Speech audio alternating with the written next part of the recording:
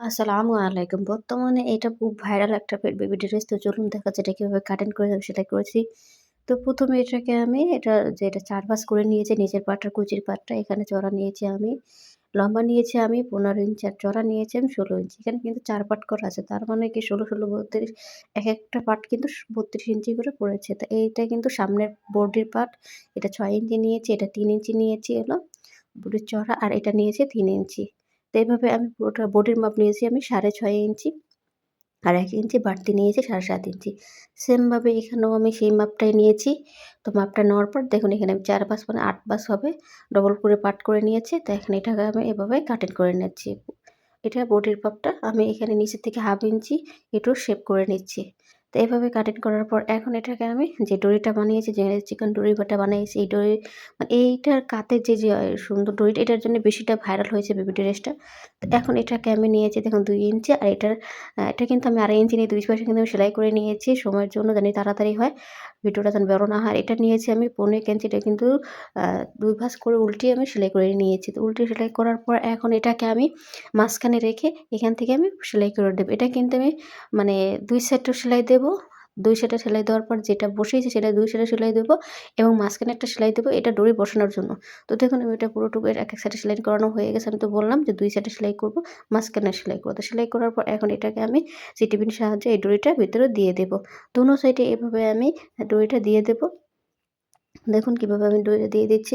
আপনারা যদি এই ভিতরে কাপড় একটু করে চিকন মোটা করে দেন তাহলে কিন্তু মানে সিটিপিনটা ঢোকে। নাহলে কিন্তু আপনাদের সুই দিয়ে এটা দিতে হবে। তো আমি একটু মোটা করে নিয়েছি এজন্য আমারটা সিটিপিন দেওয়া হয়ে গেছে। তো এখন এটাকে আমি যে নিচের যে এটা ছিল সেটা কিন্তু আমি সেলাই করে নিয়েছি ডবল করে।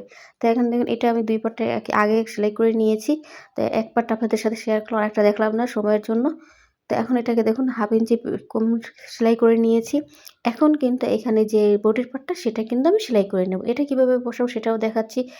এইটা এই মাঝখানে রেখে এটা সেলাই করে নেব। মানে বডির পার্টটার ভিতরে যে কাতটা, কাতের এখানে এসে 1/2 ইঞ্চি দূরে কিন্তু এটা সেলাই করতে হবে। যদি আপনারা ওইখানে থেকে সেলাই করেন তাহলে কিন্তু এটা হবেই না, নষ্ট হয়ে যাবে ড্রেসটা। তো আপনারা একটু খেয়াল করে সেলাইটা করবেন। তো পুরোটুকু এভাবে আমি উপরে যে কাটটা সেটা কিন্তু দেখুন 1/2 ইঞ্চি রেখে দেখুন 1/2 ইঞ্চির পরে কিন্তু আমি এটা সেলাই করে নিচ্ছি। তো সেম ভাবে ডবল করে আমি সেলাই করে নিচ্ছি।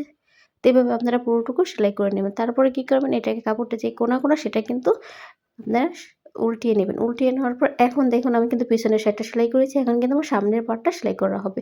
তো এখানে কিন্তু আমি ১ ইঞ্চি কাপড় বেশি রেখেছি। এখানে আমার 1/2 ইঞ্চি কাপড়ে সেলাইয়ের জন্য 1/2 ইঞ্চিরও মানে ফিতাটা যেন বের হয় সেই সুযোগটা দেওয়ার জন্য কিন্তু আমি 1/2 ইঞ্চি কাপড়টা রেখেছি। তো সেম ভাবে আমি কিন্তু পুরাটুকু কোথায় কি দিচ্ছি না দিচ্ছি সব কিন্তু ডিটেইলে বলে দিচ্ছি। আপনারা যদি তাও না বোঝেন অবশ্যই কমেন্ট করে জানান, আমি রিপ্লাই দেওয়ার চেষ্টা করব।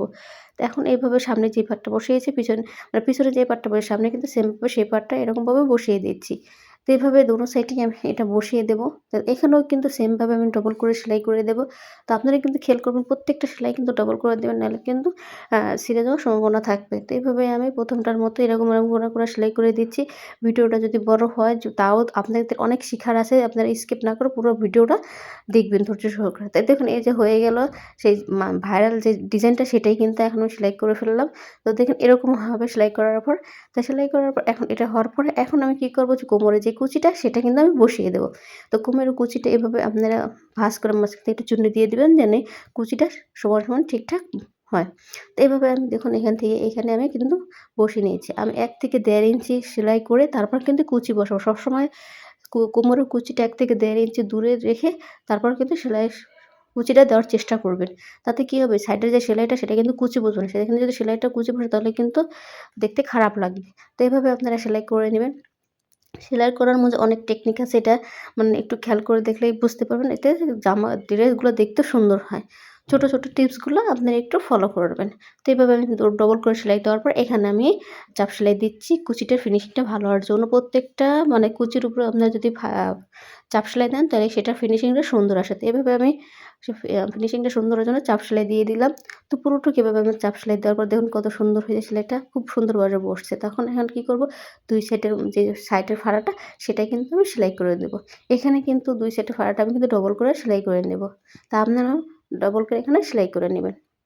আর আমার ভিডিওটা যদি ভালো লাগে অবশ্যই লাইক ও শেয়ার করে রাখবেন পরবর্তী ভিডিও দেখার জন্য। আর বেশি, বেশি করে শেয়ার করে দিবেন। তো এবার এখানে আমি দুটো সাইডে একটু করে সেলাই দেওয়ার পর এখন আমি নিচের যেই ঘেরটা সেটা কিন্তু আমি সেলাই করে নেব। তো দেখুন পুরোটুকু এভাবে আমি সেলাই করে নিচ্ছি। এখানে আমি পুরোটুকু ঘেরটা সেলাই করার পর এখন আমি যে ডরিটা দিয়েছি সেটা একটু ফুলটা দেবো। তো এখানে ফুল দেওয়ার পর আমি যে ডরির যে মুখটা আছে সেখানে কিন্তু একটু পুঁতি দিয়ে ডিজাইন করব। তো ভিডিওটা কেমন হচ্ছে অবশ্যই কমেন্টে জানাবেন।